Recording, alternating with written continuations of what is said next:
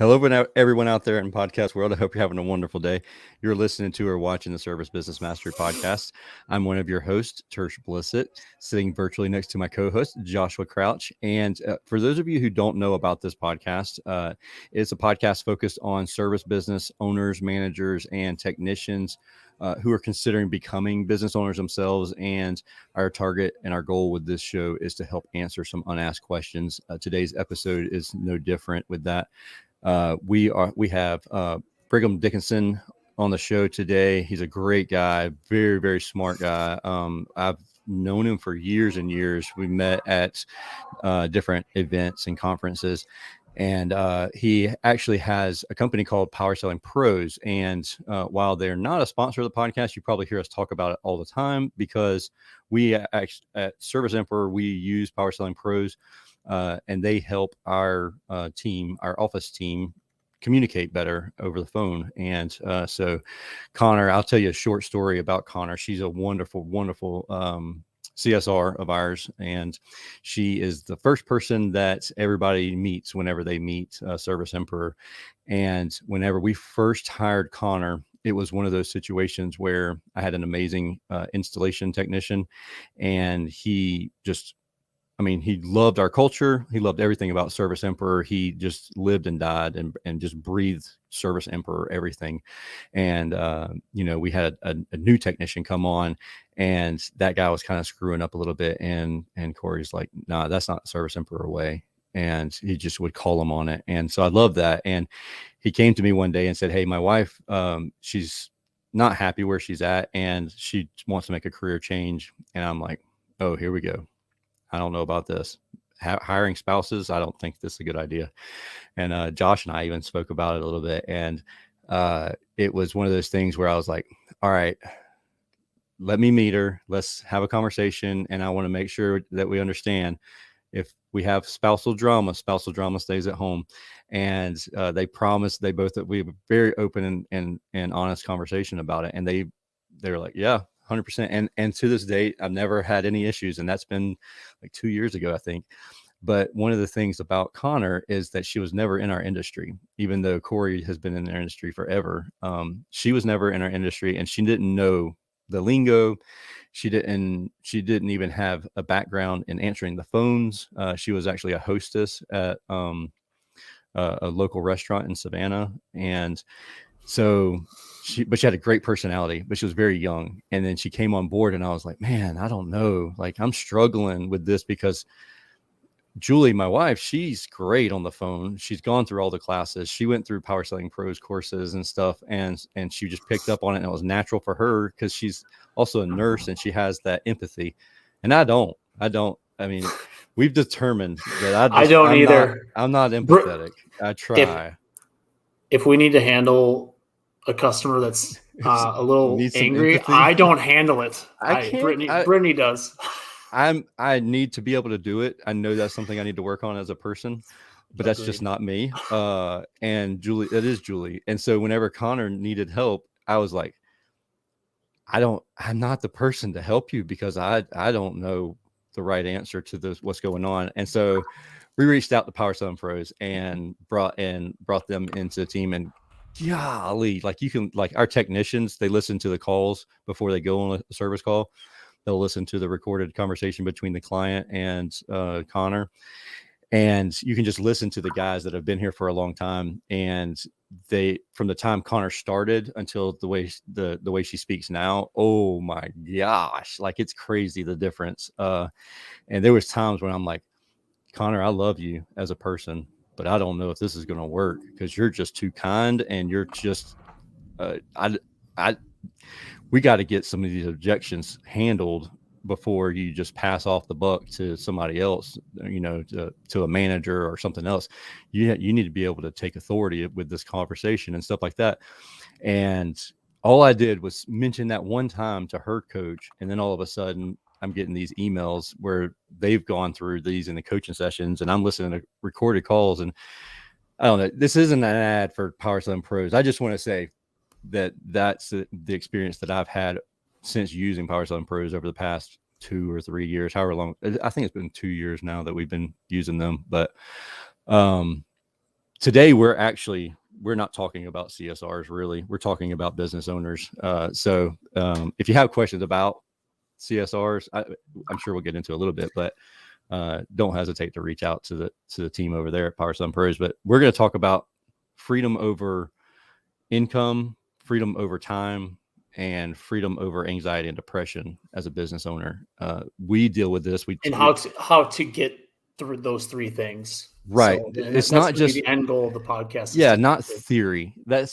I love talking to people who have theories about things, but to actually talk about how to implement these things, like that's where it's like, I'll watch a TikTok and they're like, this is what you need to do. We're like, oh yeah, that's great.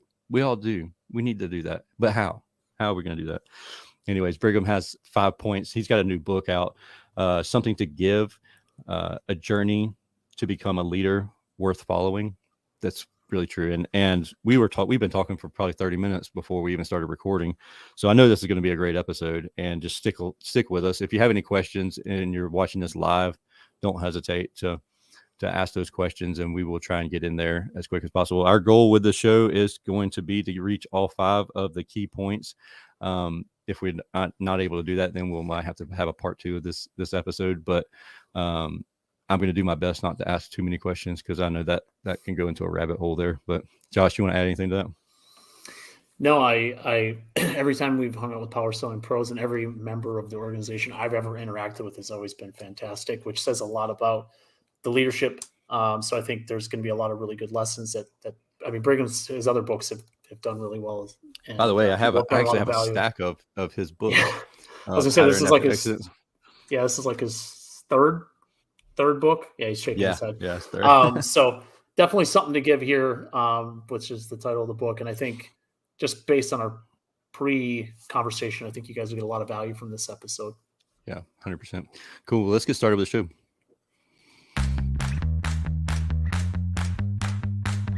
Are you looking for valuable business advice to reach that 7-figure revenue mark? Do you want actionable tips to properly navigate through every business challenge you encounter along the way? Let Tersh Blissett and Josh Crouch be your guide in getting you to the top here at Service Business Mastery. Tune in as they sit down with world-renowned authors in business, leadership, and personal growth who share valuable insights about management, marketing, pricing, human resources, and so much more. Let their nuggets of wisdom gold guide you in owning a thriving, profitable, and ever-growing business. Here are your hosts, Tersh and Josh.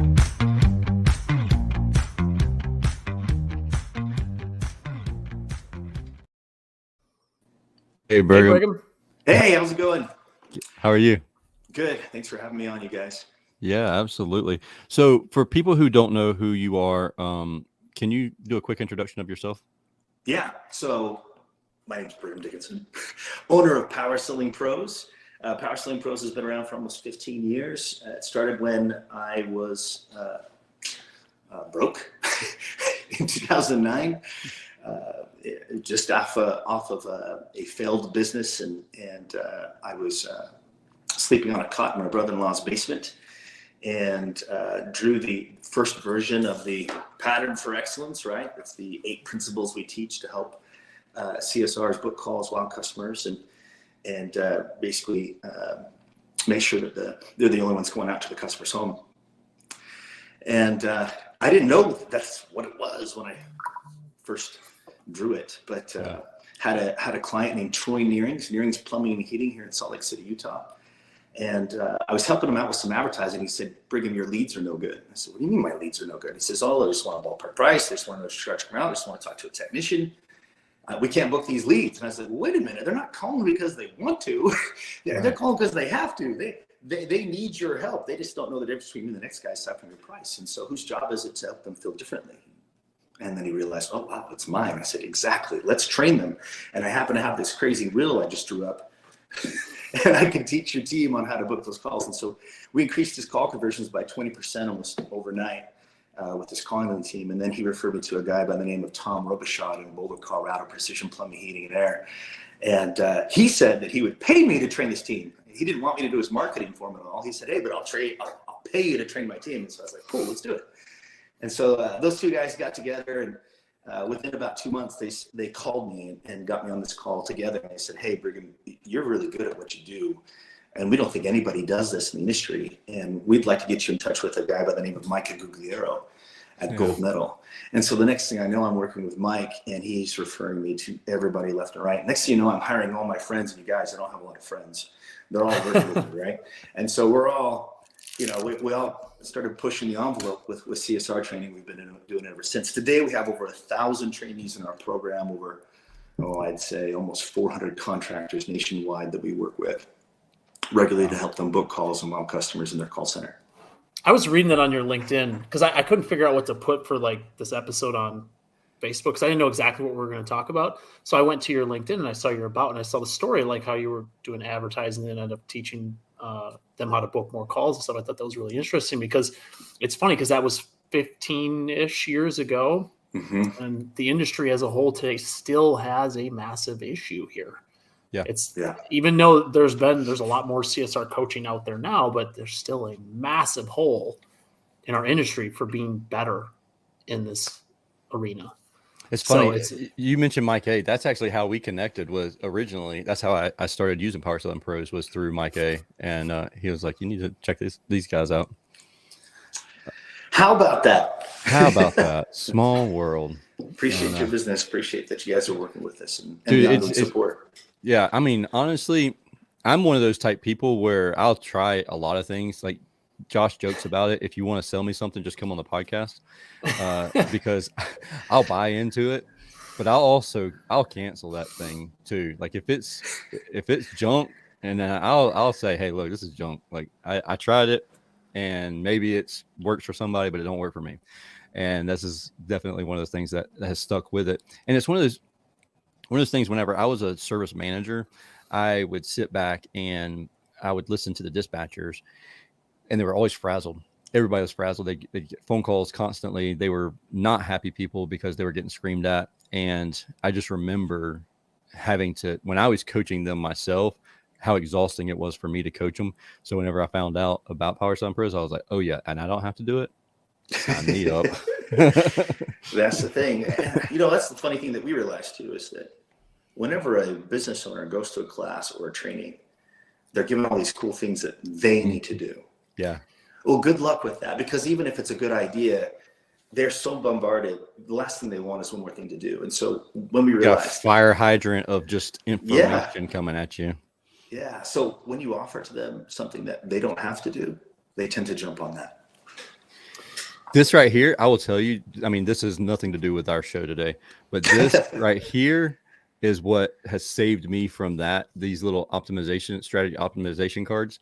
When I go to an event like that, I just write down the strategy, and then I have them. I literally have like hundreds of them over here, and I'll just, that way I don't get overwhelmed with all of that fire hydrant. But anyways, let's go. It's gonna blow your mind, Tersh. See, there you go, right there. Like-minded people. Anyway. That's awesome. Okay, so let's talk first about why I wrote the book. Yeah. I realized, let me take a step back. So last year, I put a CEO in place, Power Sunpros, to run that organization. Mm-hmm. And side note, Zach Garside is a phenomenal leader. We've had him on the show a couple times, actually. Yeah, doing a great job. Yeah. And he's certainly a visionary as well, right? He's got ambitions of his own, and in fact, he's well on his way to starting his own business, storytelling. So it's something that's cool. Yeah, it's something I'm really, really excited about for him. Brigham, I'm one of his clients. Is that right? Super talented individual. He is. He's very good. And glad to have his influence on Power Sunpros and a couple of side companies that I'm working on as well. So it's just good to surround yourself with good people. But when I put him in place, I essentially delegated every one of my responsibilities after Zach, and was put in that position. And I found myself the day afterwards looking at the wall in my office. Yep. You know, I went from crazy busy to Nothing. crickets. Yeah. Mm-hmm. Crickets. And you know, this for the last 20 years, what have I been doing? Well, I've been hustling, man. I've been working my tail off. There was no such thing as 40 hours a week. It was whatever it took, right? It was as many hours as it took to do what I needed to do. I remember one time when I went to an event, I think it was a manufacturer event, and Buddy Smith, Russell's Heating and Cooling, saw me there, and he and I have become good friends over the years. And he says, Brigham, oh my gosh, you are everywhere. And that's true. That's totally true, except for home. I was never home, right? I was constantly moving, constantly shaking to get this thing going. And that's obviously what you've got to do in the beginning. But I was constantly proving myself to everybody I met. I can do this. I can do this. I can do this. I can do this. And it's a funny thing. Anyone in this business or in business in general, that's what they're doing, is they're proving themselves, constantly proving themselves. But then I got to the point where I didn't have to prove myself at all, right? In other words, I had freedom over my income. I had freedom over my time. And I thought that's what I wanted. And I wanted it for about 48 hours before I started feeling some depression and anxiety. Exactly. Yeah, exactly. And I realized that when you become a leader, it's less and less about something to prove. Because the problem with something to prove, that mindset, is that you're constantly having to prove something. Well, if you're the one being the hero all the time inside your organization, guess what? Your team is always going to have to lean on you to get work done. They're always going to come to you to get things done. Great, you're the hero, right? You're the guy that solves all the problems, or the gal that solves all the problems. But in the meantime, you have talented individuals that are never given the opportunity to step in and do the work themselves. So instead of proving yourself, you've got to have the courage to step out of the limelight a little bit, let them step in. And then your next objective is to transition your mindset from something to prove to something to give. You've gained all this knowledge, all this understanding. So let me ask you this. Yeah. Because before we got started with this conversation, I prefaced Brigham with, this is going to hit home with me and Josh and I both, because we both are in a very similar situation like that, where we don't need anymore. And used to, we were motivated by that need. And I was motivated for years. Like, if I don't go to work, I'm not going to make a paycheck. So then my mortgage isn't going to get paid, or my car payment's not going to get paid. And now it's to the point to where I don't have to get out of bed to make money. And as weird as that sounds, it's like I could stay in bed for 2 weeks and I would still make money. And how do I stay motivated? How do I not get depressed? Because over the period of, hey, Tony, by the way, Tony, one of my, my business partner and one of my guys out in the field, they're on live stream. So, and yes, I'm going to be talking about y'all today on this show. One of the things is I went through a bout of, I would say, probably depression. It wasn't clinically diagnosed or anything, but definitely anxiety. Whenever I have to self-motivate, I have to motivate myself to get out of bed, not to make money, because that's not what I have to do to make money, but to just be a productive citizen in society, I guess, is the best way to say it. Because like Josh and I had this amazing plan last year where we're going to go to all the events and we're going to record 52 episodes. And then we don't have to live stream on Wednesdays anymore, because we have a production team who's paid for by our sponsors and our partners. And they're going to do all the actual work that Tersh used to have to do every single week to make sure the episodes get put out. And we're going to do this all in January and February. So then the rest of the year, we don't have to record anything. Well, guess what that does to Tersh? I don't have to get up and record anything. I don't have to get up and edit anything. I don't have to get out of bed and do the social media post anymore. Like that, now we have full teams who do all of this stuff. Mm-hmm. And so it's like, all right, Tersh, what do you want to do today? Let's go ride side by sides. Okay, I did that yesterday.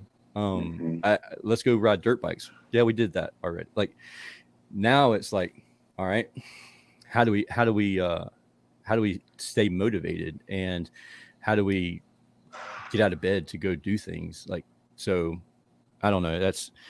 I just wanted to make sure that everybody listening knows that this is a very open book. And, Tony would say, hey, come out here in the field and help me. And so I don't have to work as much.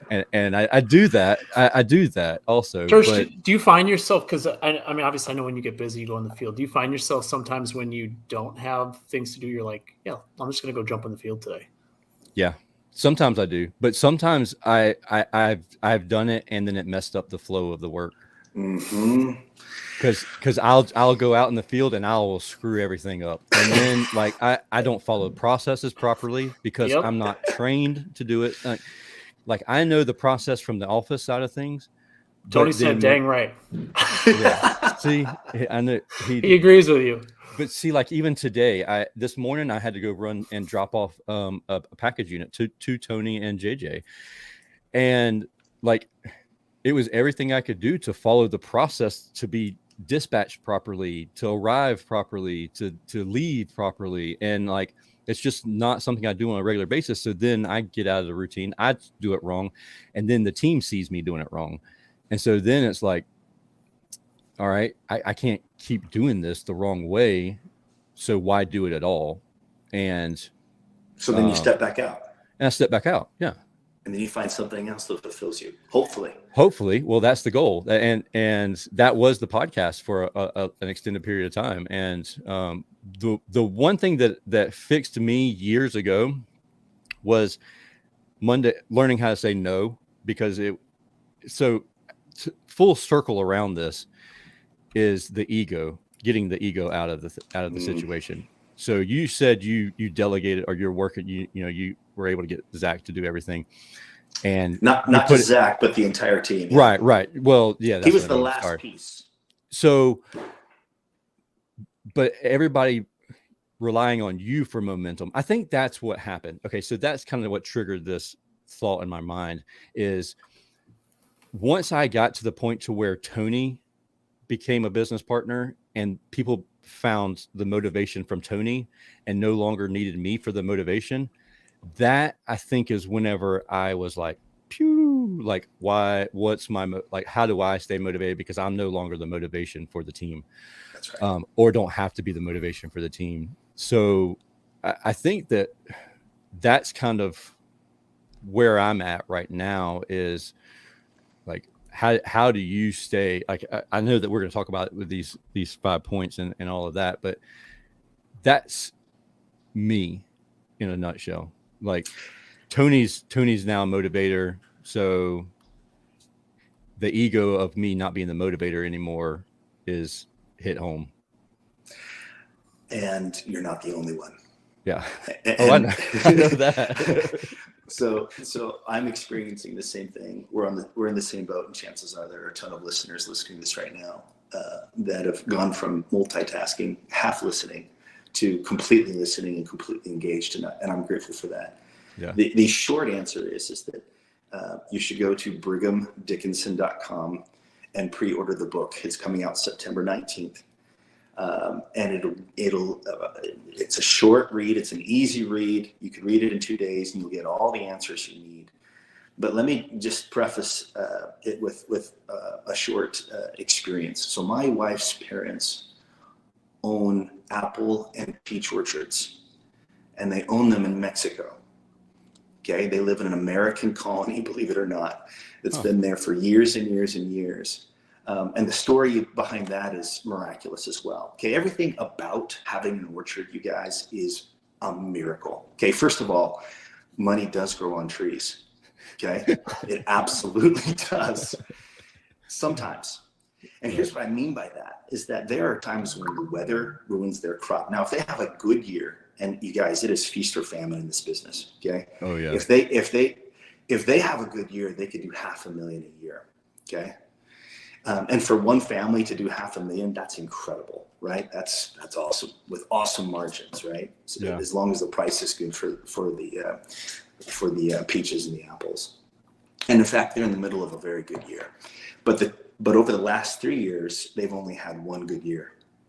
So the first 2 years over the last 3 years have been completely destroyed by weather and wind and rain, and I guess all those are included in weather. But hail, dude, hail is awful for peaches and apples. I mean, it'll knock those things Who would right have off thought?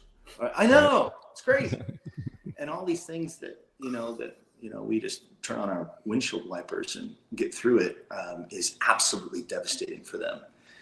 And over the years, as they share these stories with me, every time I sit down, I find it so fascinating how they get through the hard times. And one of the things my mother, right, my wife's mother, side note, they expect me to call them mom and dad. It's hard for a 47-year-old to do that, but I do it. I get it. I caught that, but I wasn't going to say anything. Yeah. It's an expectation, and I love them and respect them. And so therefore I get do it. what I'm told.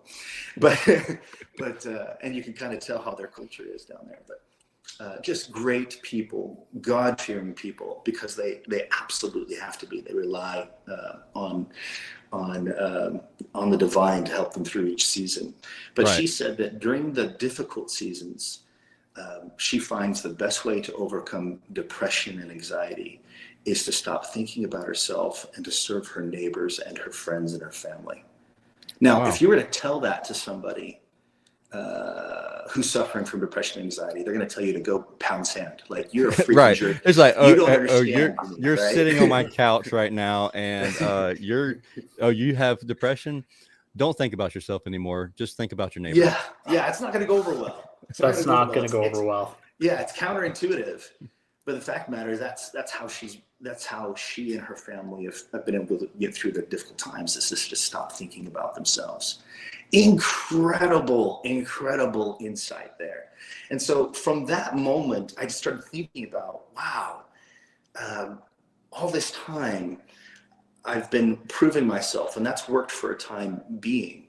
But I'm also realizing how proving myself is keeping others from growing. I'm standing in the way from them growing and doing what I've been able to do. And so instead of continuing to prove myself, I need to now find fulfillment in giving, in serving, in sharing. And that's how I'll continue to find fulfillment and happiness in my life. And so what we've done, you guys, is we've just totally skipped the 5 steps and skipped to the end. And we can talk more about anxiety and depression towards the end of this. But certainly want to talk about the 5 critical steps that need to be taken in order to experience freedom over income, which is great, freedom over time, which is even better, and then the most important thing, freedom over anxiety and depression, by finding fulfillment in a role that in a leadership role. So we had these 5 points. I know that you want to share on each of the points, and then a little story on each point, and then we can discuss a little bit. You think we can still do that? You think we can fit that still in? Absolutely. Okay. Absolutely. And as a side note, I can be on as many of these as you'd like in order to get it done. So hey, I'm all yours. Okay, cool. So first off, let's start with point number 1. So you might think that this one's rudimentary, but let me preface it with an experience that I had. As soon as Zach Garside took over not operations, but took over leadership. Lindsay Wood is over operations, and she's also a brilliant integrator type mind inside the organization here at Power Sunpros. But as soon as they started taking over and running the company, I got a phone call from a contractor, and he said, "Hey, I hear you've got some free time." And I said, "As a matter of fact, I do." And he says, "How would you feel about doing some ride-alongs with my technicians?" And I was like, "What do you have in mind?" Yeah. And he said, just do some ride-alongs. And the thing is they lack soft skills. I know that there isn't one listener that can relate to that, right? Concerned about their technicians and having not having soft skills. And so I was like, sure, let's do it. Well, I ended up doing ride-alongs for 3 months. Did over 50 ride-alongs, and after this, I learned so much, you guys. After this, isn't it crazy how much you learn from a ride along? Like we were talking beforehand, like when you go and coach a technician out in in a coaching environment, in a warehouse or wherever, in a classroom, versus coaching the technician in their environment and their ride along, and not as a business owner, if you have a CRM and you think that you have set all these steps up, that they're going to follow this workflow and this chart and this workflow is going to work great, until you've gone and done that ride along and done the workflow yourself, you can't understand the frustration that a technician has. Just so you know, just a side note there. Well, I just think observing what really happens, because we have all these bright ideas as CEOs and founders and stuff like that. Like, this is how it should be. All this next great idea is going to change how your role evolves and all this stuff, and then you try to put it into play, and it's like it's not really that practical. We have all these great ideas, right? And they're just like, at the end of the day, they're not practical and they're not going to work in the real world. But you learn how comfortable the technicians are within their own skin as well. Yeah, I mean, you put them in a class, they're definitely out of their comfort zone. Yeah. I mean, the reason why they got into this business is so they can work with their hands. They are experiential learners, right? They are hands-on learners.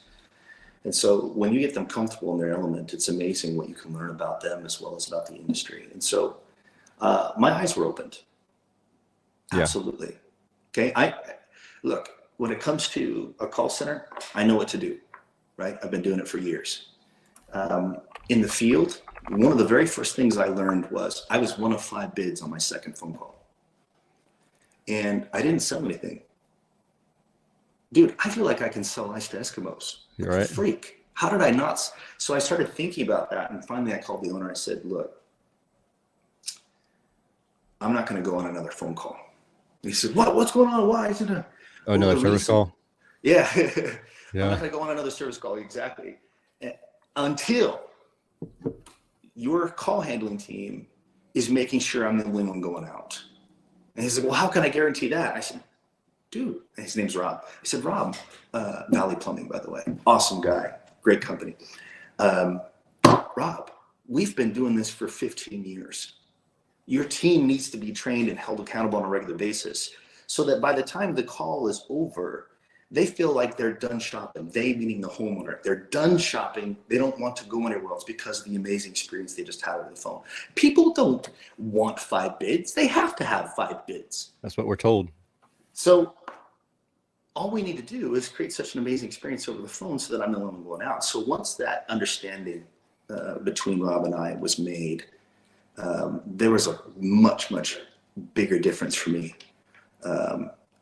from there on out. When I first started working with his technicians and teaching them these soft skills, they were doing about $500,000 a month in revenue, gross service call revenue. Okay. At the end of the 3-month period, they were doing over $700,000 a month. Just with soft skills. And they're not having to make return trips after they won the bid or not win the bids or whatever. That's right. And the way that I went about it is I didn't sit there and observe the technician. I mean, that's what better way to make them nervous and not be successful. Oh, right. Instead, watch you over your shoulder. Yeah. Instead, I just said, hey, we're tag teaming. We're gonna talk to the customer together. We're gonna interact with the customer together. We're gonna create safety, an environment of safety, an environment of comfort, and have a little bit of fun. And the way that I get the technician's attention is I simply say, hey, look, how did you get kissed on the first date? It's amazing how they all go, whoa, what's happening? How do I do that? Right? Well, it's simple. You've got to create an environment of safety, comfort, and have a little bit of fun. In that environment, you're going to be very successful on that first date. Yeah. Okay. Same thing inside the customer's home. If right from the get-go, if you can create safety, an environment of safety, okay, where they're comfortable and they're having a little bit of fun, guess what? you're going to be very successful in offering your services and your products. Why? Because you have the freedom to be curious, take a look around the home, find out what's happening, and far above and beyond what you're initially called out for, right? Right. And then you provide options. And then as you provide those options, they already like you. They're already having fun. So now they're in a buying environment. They're not feeling like they're being sold. And you simply get to a yes or no. Just say, hey, here are the options. Which one do you want, right? Yes or no. And you move on from there. Yeah. No selling required. Now, when you approach it that way with technicians, holy crap, it changes everything for them. So the point that I'm making here is that as I did this over 3 months, I was able to go back to Rob and say, Rob, this person is a leader. He's being underutilized. That person over there, that person that I've been working with, is an absolute go-getter. Mm-hmm. Okay, we've got to make sure that you put him in a place where he can make an actual difference for this organization. And so I learned something. You know how you go to an event and everybody says, hey, you need to work on your business instead of in it. Yep. Well, nobody teaches you how to do that. Right. And so while I was doing these ride-alongs, I began to realize, holy cow, this is how you do it in our industry. The way that you do it is you actually sit down with your office staff and you spend time with them, right? And I'm getting into the third step. I'm getting ahead of myself. But the bottom line is you want to discover talent amongst the ranks of your team and make sure you put them in positions of power that can actually make a difference inside your organization. So before I get too far ahead of myself, you guys have any questions or comments on what I covered so far? No, I'm just taking notes. Okay. So step one, to be clear, is to make sure you're the only one going out. The best way I've found to do that is have an outside company, an outside source that just gets it done for you. Okay. I realize I'm being self-serving here, but the fact of the matter is that it works. It works. I've been doing it for 15 years. You just need to do it. You've got to put your technicians and your comfort advisors. Set them up for success. Yeah. And so let me ask you this, Brigham. What happens if you're that size company where you don't have a CSR yet, or you're maybe you're thinking about getting a CSR, or you need a CSR?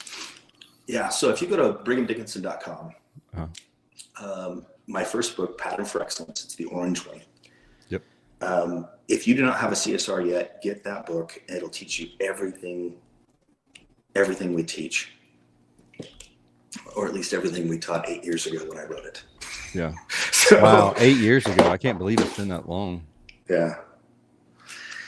So definitely get the first book, and you can learn the soft skills, and you'll find that there are ways to apply them with the technicians and comfort advisors that you work with as well. Does that answer your question?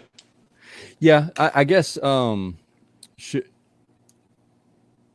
How important? I know you got a little bit of bias there. How important is hiring a CSR? Like, how quickly should that be done? Do we need to be doing that? Like, if you're an owner operator in the field and you have one other technician, should you already have a CSR, or is it whenever you come out of the field you should hire a CSR? Or maybe is like you're like me and you're not the best CSR because of your personality, you should hire one faster than someone who is a great CSR. Yeah. So let's say that you're a business owner that is still in the field and that you're answering your cell phone, right, in between calls or what have you. I would absolutely get a CSR, because it's a whole lot better than you cherry picking every call that comes in. Yeah. So one of the things as an owner who did work in the field before, a CSR's job is to say yes and book the call. And as a business owner, if I'm in the field and I'm like, oh man, I don't really feel like doing this right now. Mm-hmm. Then it's like, oh, I don't know if I'm gonna be as motivated to book that call as I would if that was my job, to book the call, and then the dispatcher or whoever else had to figure it out later. And what we see, and we have a team that listens to our clients' calls that we track. They're answering them while they're in the attic, or they're in the basement, or they're on the road and the truck in the background is making all that noise that a truck makes on the highway. It's awful. Like, you can hear it. And I'm like, God, like, this is terrible.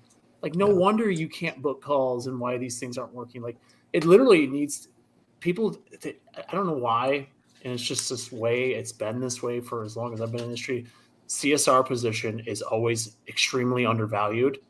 It still feels that way. It feels like we are making progress, but again, all these new business owners that come in, they just don't get it. So it continues this cycle of like, oh, I got to hire more techs first so I can get out of the field. Then I'll hire a CSR. Well, I answer the phone, so it's no big deal. It's like, well, you suck at answering the phone. The thing about you're not the right person for it. I believe the benefit that a business owner, and this is me personally, my personal belief, I believe that when we as a business owner are successful at booking calls, it's because they're talking to the owner of the company, not because we have amazing CSR skills. That's just me personally. You know, the thing about when is a good time, you've got to decide, right, Tersh? Yeah. Well, I'm curious. There's more behind that chuckle there. Tell me more, Tersh. No, I believe that like there are times where I go out and sell. Like I'm not a salesman. Brigham, you are a salesman. You are a great salesman. You have a great personality for salesman. I am very much like not that at all. But I still sell. Like my closing rate is very good. And I truly believe that it's because they have the perception that I'm the business owner and I can make things happen. Whenever I go in and close deals for more than a technician closes or a comfort specialist closes the deal, promise less than they promise, and the customer is 100% happy and satisfied, and it blows my mind because I underpromised and over-delivered and got way more money, or I say, percentage-wise, more money for the work that was done. And the comfort specialist was constantly asking for discounts. Like, can I give them a discount because I can't close this deal? Our margins are getting super tight and all this other stuff. And I believe it's because they just had the perception that since I'm the business owner, then it's going to be like, you're good. You're right. We believe you. You're right. But you are selling. I mean, listen, you're selling yourself short right now. You're saying you're not a salesman. Whatever. Yeah, right. Believe me, I say the same thing, Brigham, and I've been working to remove myself from sales here because my process is, I guess I'll leave it PG. It's crap. Good call. And it only works because like I feel like people, they see me. Yeah. So you're the face, you're the voice, you're the everything. Of course. And I don't have a repeatable process, which of course doesn't allow for that freedom, right? Where it doesn't allow for some of these other steps and some of these other things to happen, which I realize and I want to move towards. But to Tersh's point, I do feel like that sometimes, like, yeah, they know that I'm super knowledgeable and I know that I'll take care of the problem. So they're going to sign with us because they're comfortable that way. But it wasn't because of my sales prowess. It's because of your confidence. That's probably true because I know what happens on the back. And just like Tersh knows, like, hey, I know we're good at installing this stuff. Like, you won't have any problems if you work with us. And that confidence gets exuded when he talks. You got it. Okay, self-confidence is what we want to train every one of our employees to have. And you only gain that with experience and time and training. But it's self-confidence, it's self-reliance, and service-mindedness. Those happen to be the three purposes of Power Sunpros. And so, it's easier for the business owner to make sales because he or she comes across with a lot of confidence. Can you do you feel like, okay, so this is my last question on this point because we're still on really technically number one. What happens in the meantime? Like how long does that process take to change? If you're using Power Sunpros, not using Power Sunpros, getting to be the only person that arrives at the home. And also, let me, just for the listeners who are listening, because number one might not make as much sense as, say, number 5, like what I'm working on. And to confirm, number one, the 5 points, and how that is actually going to help us achieve that power over the freedom over these 3 things. Does that make sense? Yeah, total. So the technician needs to be set up for success. The comfort advisor needs to be set up for success. If you do not do that, it's going to affect their confidence. Okay, if 1 or 2 of my phone calls every day is me being a bid, that means I am a number, right? I'm a commodity. I'm dispensable, basically, right? I feel like I'm on a street market hoping that somebody buys my discounted rug. That is not how we want to set up our technicians and our comfort advisors. No. Okay. Instead, we want them to feel like they're coming into a Nordstrom's, right? The store, right? These stores go into. Okay, so how do you experience that without going to Nordstrom's, or if you've never stayed at a Ritz? How do you say, let's provide the Ritz experience to someone who has never experienced the Ritz? Yeah, so that's where the pattern for excellence comes in. Okay. Yeah. It's funny. Sorry, I gotta share a really quick story. This is a really cool place in Arizona. It has a really awesome history here that I took my wife to for our anniversary in June. And literally, it's one of those like all inclusive places. And honestly, I've never really spent a lot of time in places like that, like say the Ritz level thing. I'm usually like I'll just stay at whatever hotel. I don't really care. Like some of that stuff doesn't really. No, it's kind of scary because whenever I go with Josh, he's like, "No, this place is fancy," and I'm like, "No, this place is not fancy. This is like giving me the creeps right now, Josh." Very simple. Like I don't need a lot of extravagance. But we went to this place. It's Castle Hot Springs in Arizona. So anyone that's in Arizona is familiar with it.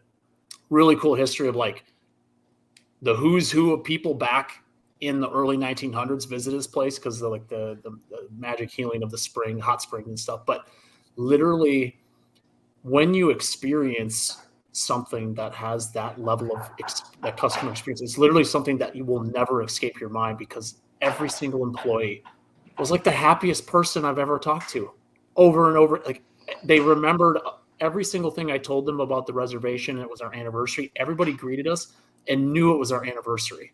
Like it was just the most amazing. Everything was laid out for you. They knew when you were away from your room, so they came and like put new stuff in your room. It was like just the wildest thing you could ever imagine. But having that experience, I do feel like sometimes it's harder to teach an experience if you haven't actually physically experienced it, if that makes sense. And if the environment's not there, in other words, in your place of business, they're not going to be motivated to do it anyway. But why? Because it's exhausting. Yeah. It's a lot of, I can only imagine how much work it took to build something of that level of value. But it was like, now this is like a $1,500, $1,800 a night place. This is not a cheap place. This is not a place you go to just like sit in the hotel. At the exact same time, like that experience level, I think is a conversation with the CSR dispatcher, your office team, the people at the front line, the people that see like that, I feel like is very much that conversation.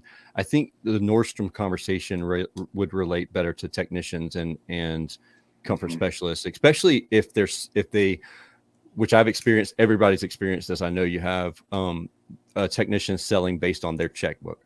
So like if they're like, hey, I don't have $1,500, I'm not going to recommend a $1,500 repair. You know what I mean? Or I can fix it myself. But you go into a Nordstrom and like, I've gone into Nordstrom. The first time I ever went, like I live in small town, South Georgia. Okay. There's not Nordstroms in South Georgia. We have Walmart. Like that's what we have.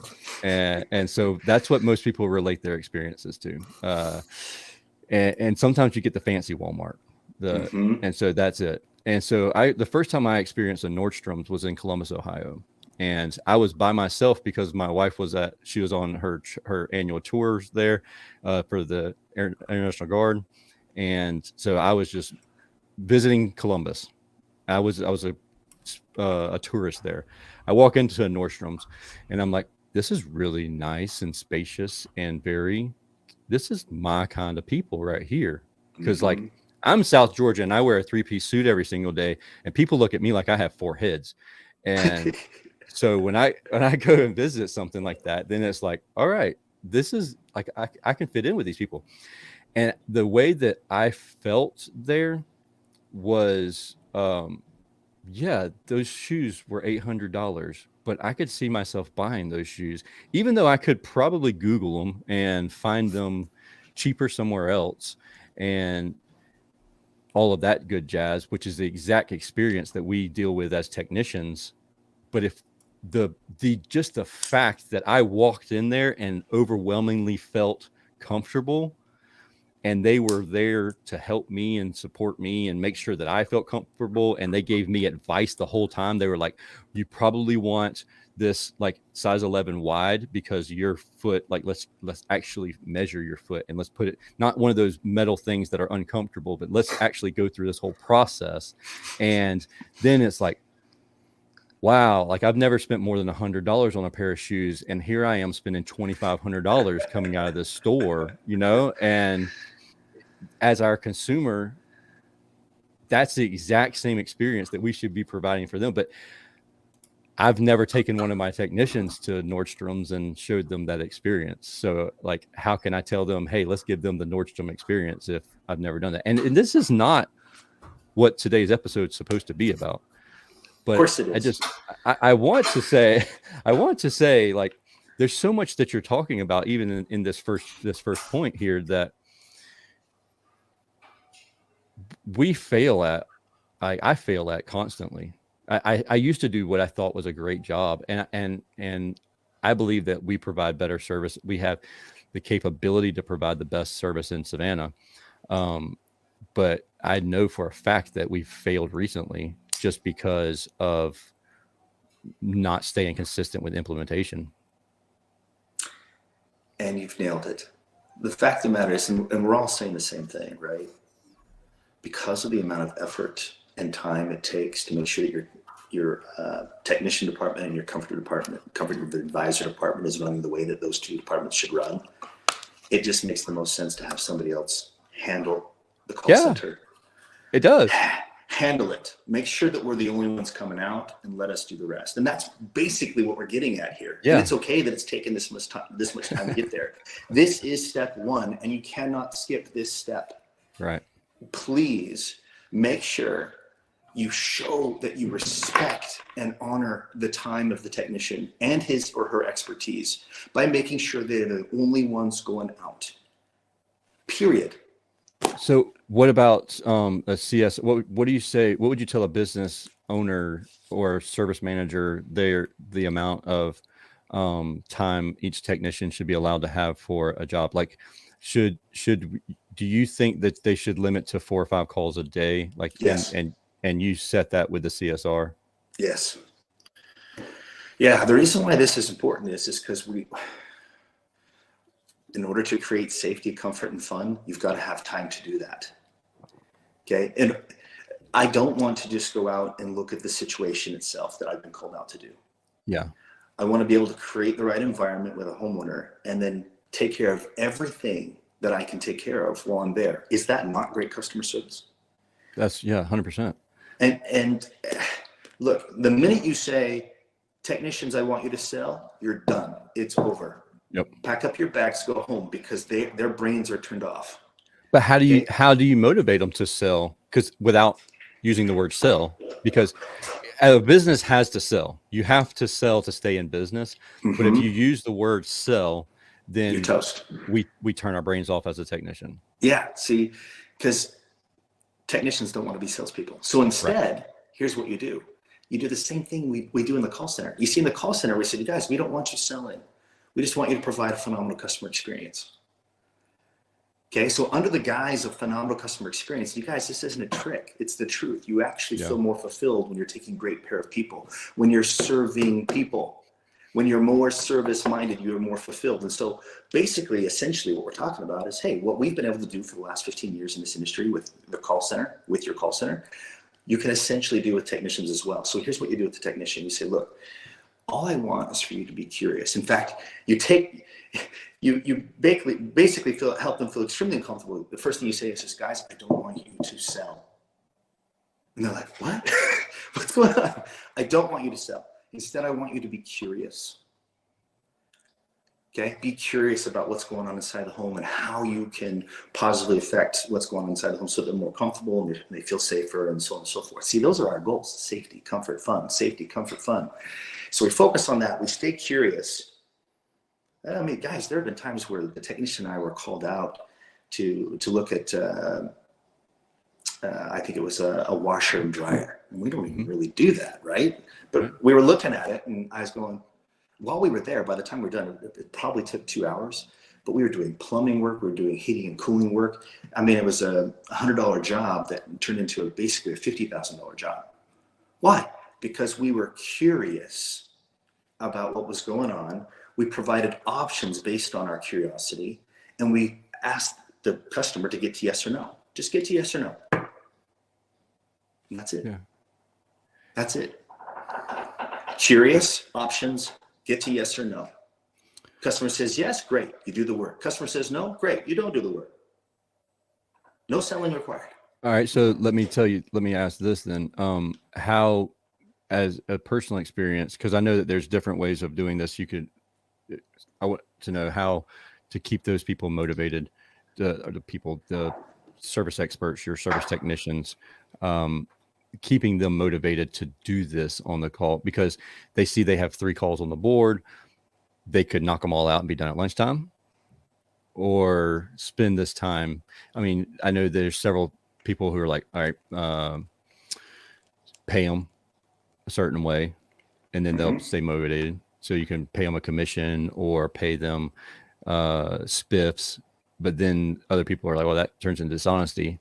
And for me, I think you have to, you can't delegate the management of the technicians. You still have to have that. You still have to manage every technician, no matter how you pay them. But I guess, how have you found success keeping the guys motivated and gals motivated in the field to provide that experience? Is it the dopamine drip that they get whenever they've seen that reaction where you provide the service? Yeah. So once again, what we've been teaching CSRs, dispatchers, lead coordinators for 15 years to help them find that dopamine drip. When the customer says, "You are amazing. This is amazing." Right? Yeah. We do the same thing with the technicians. Let me tell you a quick experience. So I was with a technician here in Salt Lake City, Utah, and we go down. It was a no AC, right? No cooling, super hot day. We went downstairs. We took a look at the furnace, took a look at the filter. It looks like they recently switched out the filter. We asked the customer about the filter, and they switched out right before we came because they didn't want us to see the dirty filter. I thought that was really funny. But we see that all the time. The old filter had been there for like the last 2 years or what have you, and they were really embarrassed. And with the date on it, that's 2 years old. Yeah. So we check out the furnace first. We go upstairs. We take a look at the thermostat, and I see that the gauge is on the off position. So that we were called out for a no AC. And so, of course, you guys have probably been here 1,000 times. I go, click, and then it turns on. Then we go outside. We take a look at the condenser.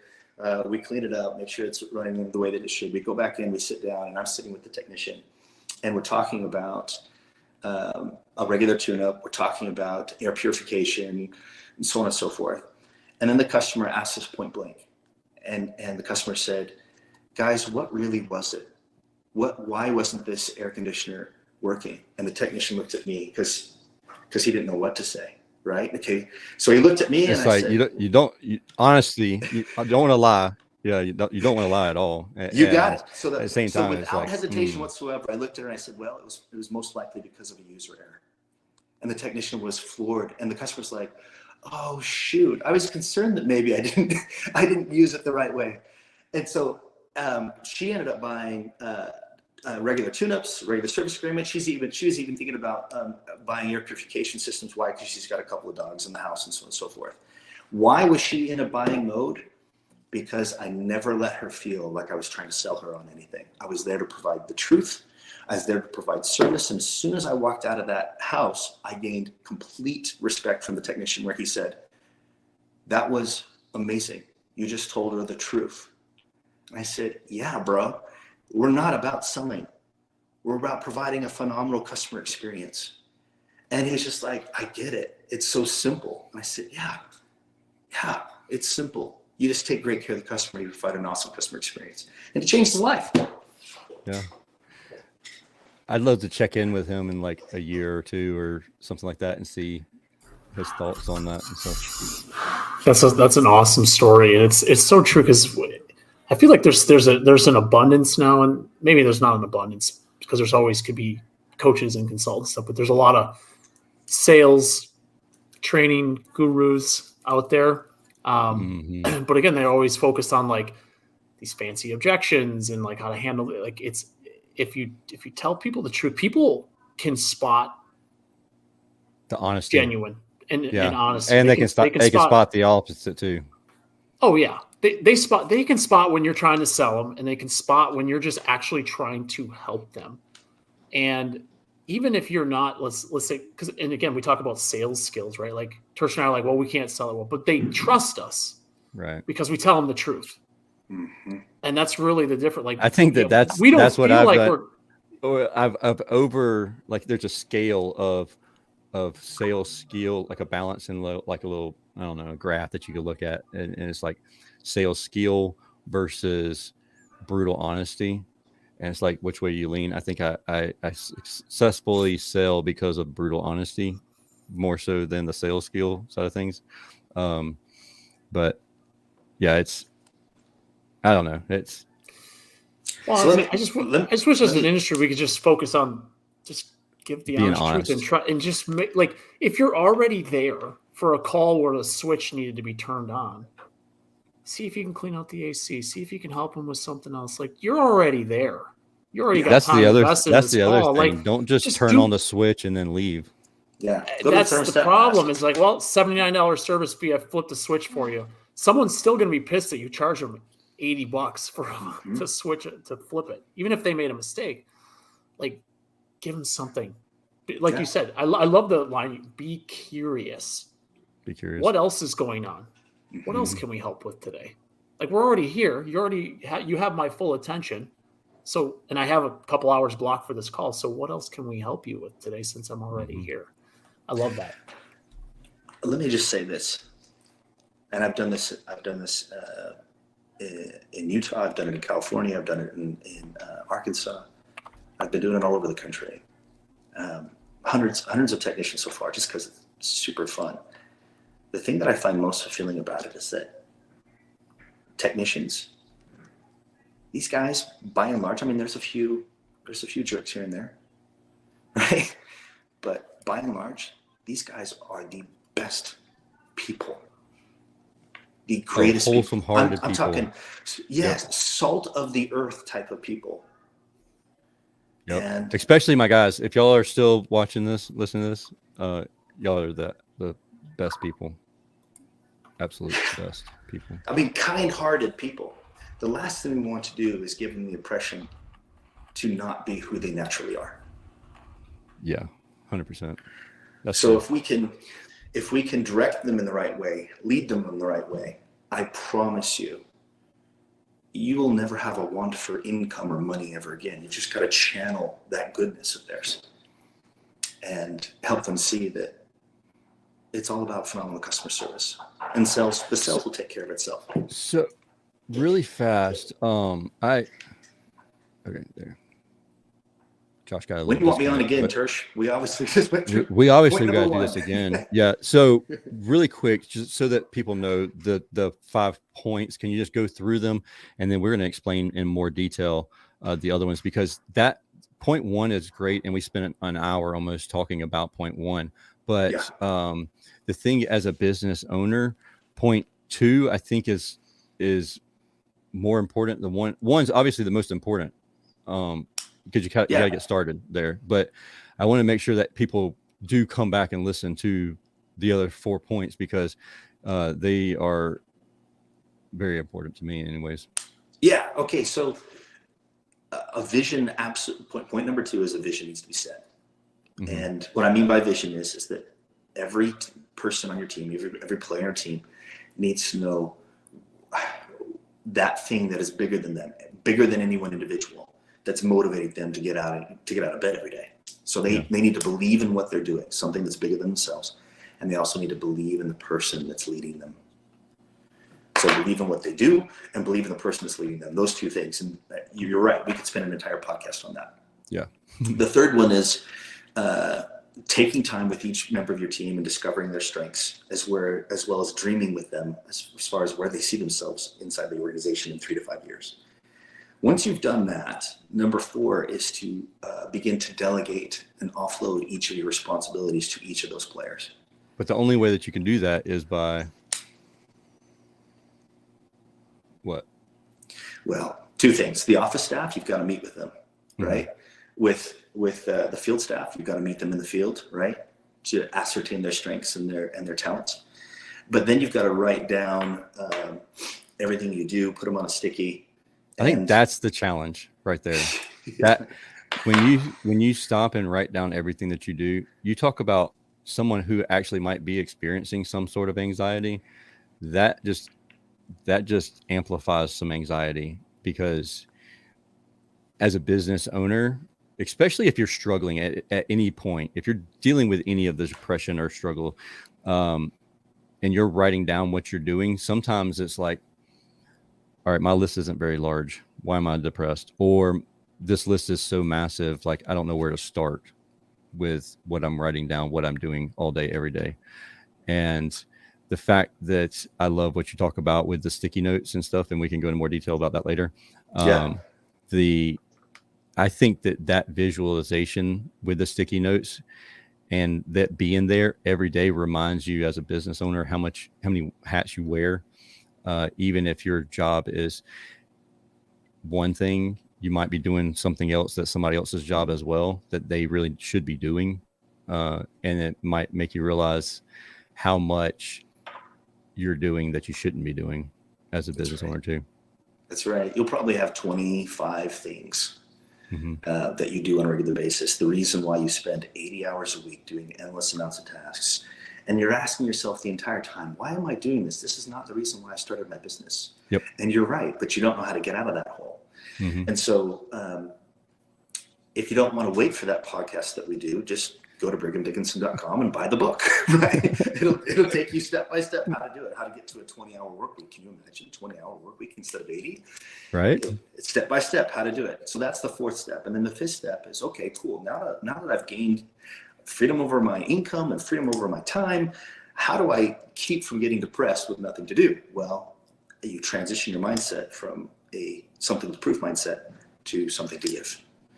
And obviously the book will help you out with that as well, but we should definitely talk about 3 specific things that can help you. And that includes financing options, service agreements, and getting customer feedback on a regular basis. So as a business owner, you should be focused on customer acquisition, customer retention, and customer experience. And we can talk an entire podcast about that as well. And of course, at some point we'll summarize on how to completely beat or at least taper feelings of depression and anxiety at the same time. Yeah, that's how long do you think it would take to have that conversation? We should probably wait for that, huh? Well, we could talk a little bit about it now. If you how much time do you have, touch on it. Let's touch on it. Okay. So again, in the beginning of this podcast, we talked about the fact that as soon as I offloaded everything, I started feeling really depressed and anxious, right? Because I went from the guy to not the guy. That's really hard.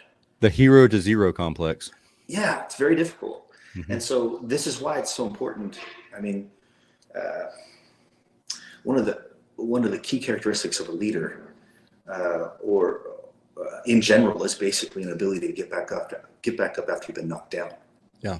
Well, we should know as business owners better than anybody, having been knocked down 1,000 times, how to get back up. So the quicker we get back up, the less residual damage in the interim. And so we've got to get very, very good at getting back up. And so I found, based on the same conversation we had in the beginning from my mom in Mexico, that the minute you start turning outward and serving your team, serving your people, that's the fastest road to happiness. Counterintuitive, but that's the way it works. Now, I do have one tool. If we've got time for it, I'll go over it. Yeah. If not, absolutely. Okay. Yeah, let's do it. So the tool is an acronym. and the acronym is STOP, S-T-O-P, stop. And the reason why the acronym is STOP is because our goal is to stop our racing mind. See, when we're not doing things, that doesn't mean our mind has stopped. Our mind is moving. And especially a business owner's mind, it is moving at Mach 20, right? That's why you can't sleep at night. Yes. Okay. This, if it's left untamed, will drive a person absolutely bonkers. And so the way that you stop your racing mind, S, is smile. Huh. Okay. Choose to smile, right? And this is a whole lot more than just being positive. My goal here is for you to recognize that moments are all around you. Moments you can win, moments you can positively affect. And just because you've offloaded all of your tasks that you're doing, you should still be recognizing other moments that you can win, that you can positively affect. And so the first thing you should do is smile, because they're there. And all you need to do is realize that it is showtime. Yeah.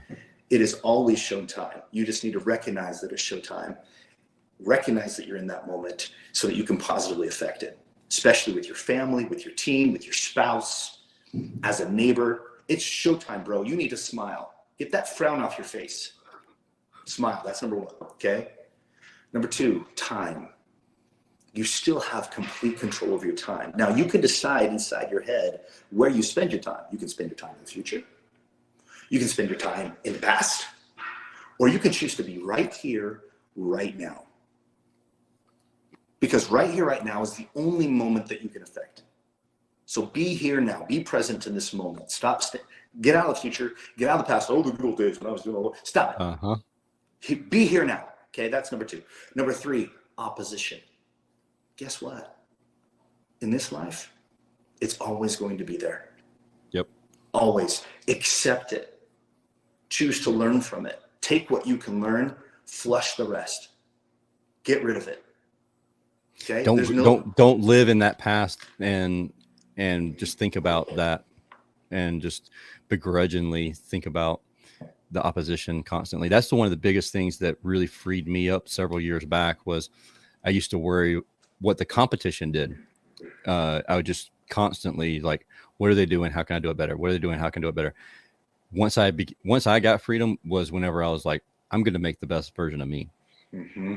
And that's going to be better than the competition. And I don't care what the competition is doing. You got it. You can't control them anyway. Only thing you right. control is yourself. So you've nailed it. We spend time stewing over our failures. Yeah. And it destroys us. Just that stewing can really, really hurt us and keep us from getting back up. So learn what you gotta learn, accept that, and then flush it, get rid of it, move on. Okay. And the last one is peace. Peace. You are not your wins. You are not your losses. Those two things do not identify you. What identifies you is the fact that you are a child of God. Mm-hmm. That is what you are. And just leave it at that. Stop your racing mind. Dang, that's a tough one though. Mm-hmm.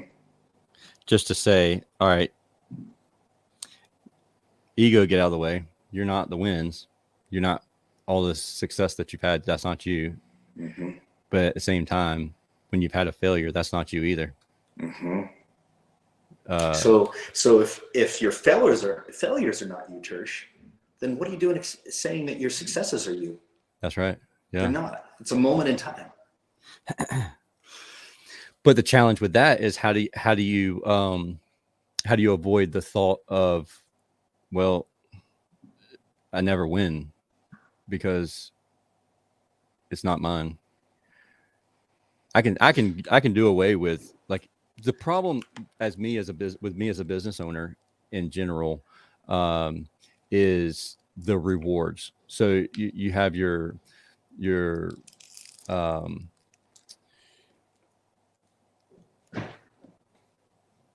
why am I drawing a brain fart? So rewarding yourself. Leverage. So the leverages that you present, like I can live and die by leverages. Like if I don't do that, like that's ultimately how I stayed motivated a couple years back. was I leveraged everything. I said, if I don't do this task, like I did one time where I was going to give one of my coaches a car of mine, like a very expensive car of mine, if I didn't hire a comfort specialist by a certain date. Wow. So I said, all right, this is the leverage. If I don't do that, then I'll give you this car. And I did it easily. But then she was like, okay, well, what's your reward if you do that? And I'm like, I'm not worried about the reward. I'm worried about the next leverage. Like, that's the problem. You're not rewarding yourself. And so I'm like, but I don't, as a business owner, I struggle with the reward. I think a lot of business owners struggle with rewarding themselves. So I guess with peace, if I don't have the win and I don't have the losses, do we still get the dopamine drip there? Okay, yeah, and I love that you're asking this question because, and forgive me, but the answer is provided in copious amounts in the book, Something to Give, right? So definitely go to brighamdickinson.com to get that. But here's the thing. So you know how we were talking before we got onto this podcast about your friend who had a picture of a boat, and and he was motivated by that boat, and I said, okay, cool. But once he gets the boat, then what? Yeah. You see, with these temporal rewards that we give ourselves, it's always the next fix. We're constantly going after the next fix. And as soon as we get that fix, now we're going for another fix, until we realize that it's not about the fix, right? It's about finding joy and happiness and helping other people get to where we are. Okay. It's about bringing them with us. Now, are we settling at that point? Like, what do you mean settle? No, we don't settle. Like, okay, so if that is what is motivating a person, an individual, like if the next toy or the next like accomplishment, because I grew up poor, dirt floor poor, and me too. The challenge that I have is like I don't have necessarily a lot of people. I mean, I have friends that are amazing in my inner circle now who are very successful in life, and they have things that I could just dream to have. But growing up, I remember, I just wanted to get out of the trailer park, and the fact that I get where I'm at, and it's like, all right, I'm more successful than I ever had imagined. And if I compare myself to what I grew up thinking about, I am quote unquote successful.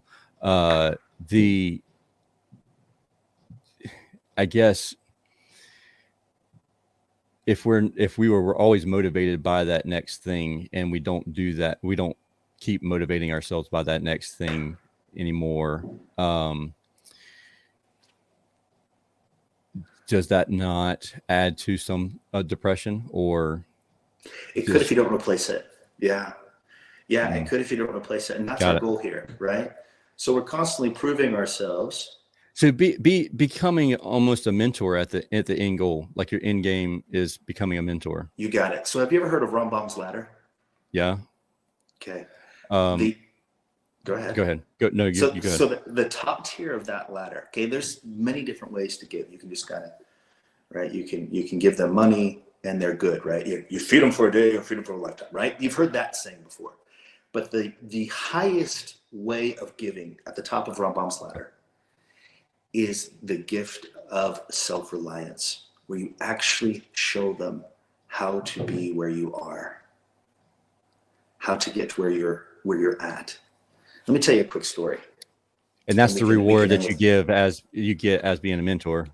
Yeah. You got it. Yeah. Coaches and players. Okay. There's coaches, players, and fans. You never want to be a fan. Be a coach or a player or a coach, never a fan. Okay. We don't want to sit and watch on the sidelines. We either want to be on the game or teaching people how to play the game. That's where we find fulfillment. Okay. So basically we're transitioning from player to coach. All right. So let me just tell you a quick story. I don't know if you're familiar with the fact that I love Spartan racing. Are you familiar with Spartan races? That's the ones where you get shocked while you're in the water. Okay. That's a different kind of race. That's a Tough Mudder or something like that. Yeah. Okay. That's what I'm Okay. thinking. Spark race is an obstacle course race. I mean, yeah, you're Okay. climbing up ropes, you're carrying buckets Okay. of rocks up a hill. There's Right. 5,000 feet of elevation gain. Okay, it's really hot. It's a half marathon or a full marathon. It's a crazy race. Okay, I do these all the time. In fact, in 2019, I did 10 of them. Wow. The reason why I did 10 of them is because I wanted to get on the podium. I wanted to get for third, second, first, what have you. Well, in that year, I took fourth twice. How's that for a kick in the pants? Right. Brutal, super brutal. And so one of those races, I invited a bunch of business owners with me. One of them is Crandall. He's a heating cooling. He owns a heating cooling company here in Salt Lake City, Utah, and he weighs 250 pounds, 6'5". Yeah. He lost 40 pounds to get ready for this race. Wow. Freaking awesome. Yeah. Wow. That's crazy. Yeah, it was awesome. I was still concerned about him because he's such a big guy. And, Yeah. you know, his DNA just, it's tough on it. It was going to be really, whatever's tough on my body is going to be absolutely that much more difficult with his body, right? So I get done with my race. I take fourth. I get over real quick. I get some liquids in my body, and I run back out on the course to make sure that he gets in, right? I said to him, I'm going to run back out on the course to make sure everybody gets in. The truth is, right. You're checking on him. Yeah. So I get out to the 5 mile mark, and I see him coming through the trees, and he did not look good. And I said, dude, how you doing? How are things? He's like, I'm okay, right? He didn't really want to be there. Yeah. And I said, you're probably the last one through here. And he's like, yeah, thanks for bringing it up, you freaking jerk. And I was like, hey, it's fine. Don't worry about it, right? Trying to recover from what I just said. Foot in my mouth. I said, look, there's a bit of a loop here. I'll meet you back here at the 8 mile mark. Yeah. And we'll go in together. He said, sounds great. Well, remember, he started this race at 10:30 in the morning. He did not get to the 8 mile mark until like 5 in the evening.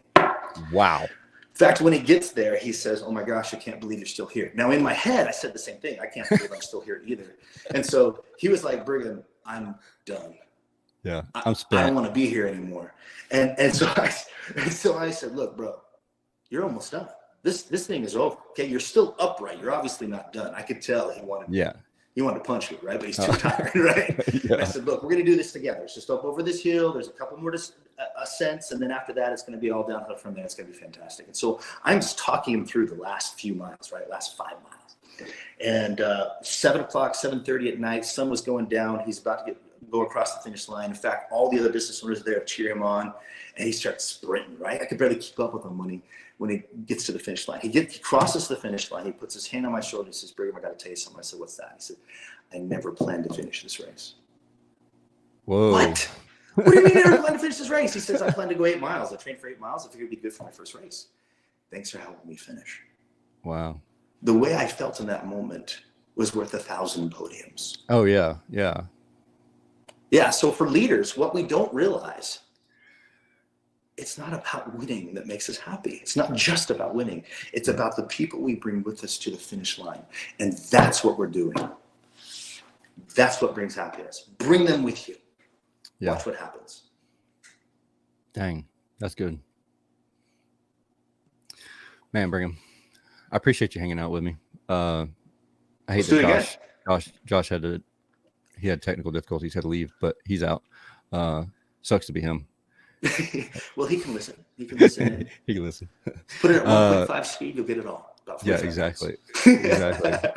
No, I really do appreciate you hanging out. We're definitely going to come back and discuss this. If you haven't ordered it yet, while you're listening to this show, go to brighamdickinson.com and get your book pre-ordered.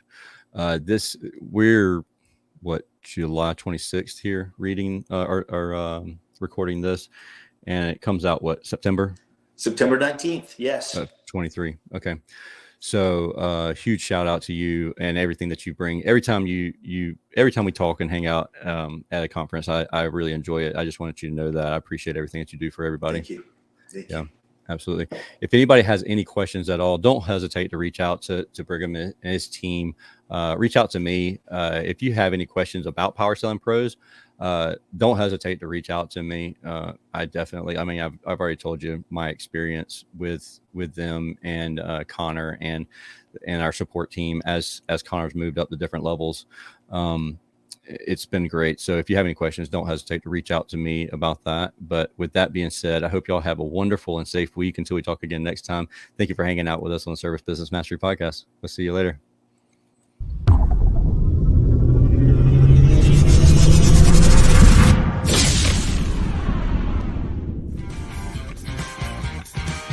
Thank you for listening to this episode of Service Business Mastery.